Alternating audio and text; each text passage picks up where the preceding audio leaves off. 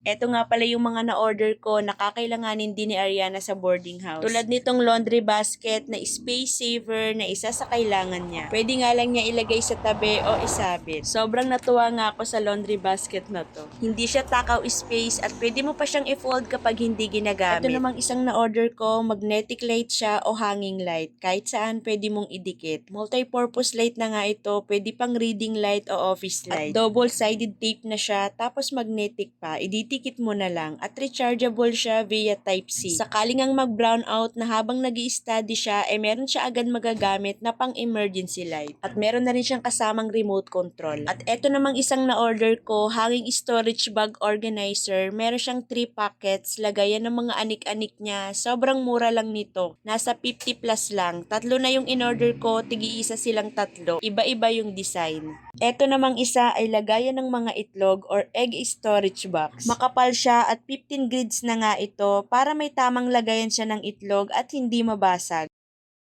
At nag-order uli ako nitong mini electric fan na Astron. Pangalawang order ko na nga ito dahil proven and tested ko na nga ito dahil matibay. At eto naman yung dadalhin niya sa boarding house. Sobrang lakas nga ng hangin nito kaya nagustuhan ko.